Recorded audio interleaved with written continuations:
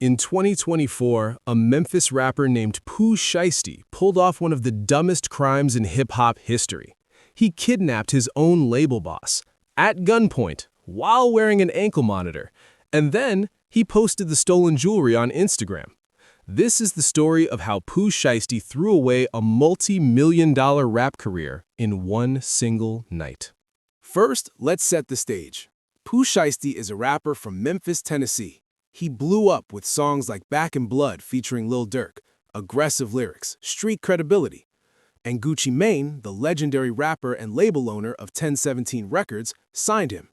Here's the thing. Pooh was making Gucci a lot of money, hits, streams, tours. But Pooh wanted out of his contract. Gucci said no. Why would he let go of his biggest earner? So Pooh said, "Let's meet face to face, just talk." Gucci agreed. That was his first mistake. But here's where it gets insane. Pooh Shiesty was already on federal house arrest for a gun charge. He had an active ankle monitor. He was not supposed to leave Memphis. So how did he get to Dallas? He just left. Mid-meeting, Pooh's phone rings. It's his probation officer. "Mr. Shiesty, why are you in Dallas, Texas?" Pooh lies. "I'm on vacation." The PO says, "No, you're not. Go home. Now." Pooh hangs up and stays. Pooh and Gucci go into a recording studio. Pooh says, "I want out of the contract." Gucci says, "No."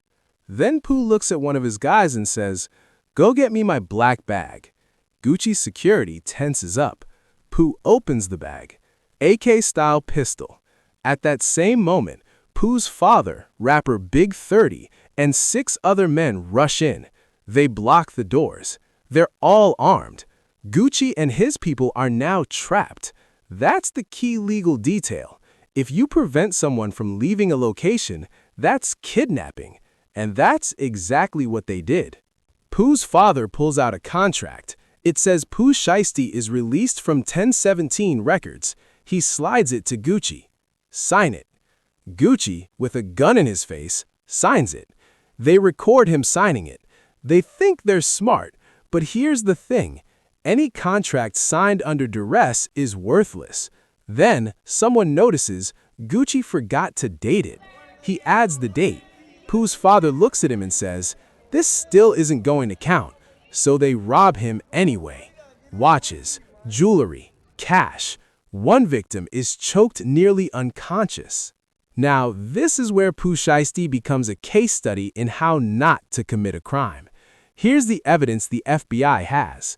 Surveillance cameras inside and outside the studio. Rental car receipts in Pooh's father's name. Cell phone data placing them all at the scene. Fingerprints on the contract and the gun. Social media posts of Pooh's guys wearing Gucci's stolen jewelry hours later. Oh, and the ankle monitor. It literally tracked him leaving Memphis, arriving in Dallas, and staying there. The police didn't even need to investigate.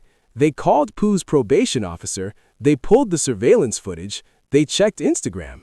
Then they called Pooh and said, "Turn yourself in." And he did. The FBI arrested Pooh Shiesty, his father, Big 30, and 5 others. One suspect is still at large. And here's the kicker. If even one of those co-defendants flips, and one will, Pooh is looking at decades in federal prison. No matter the motive, one thing is clear. Pooh Shiesty had the world in his hands, and he traded it for a few hours of stolen jewelry and a contract that was never legal.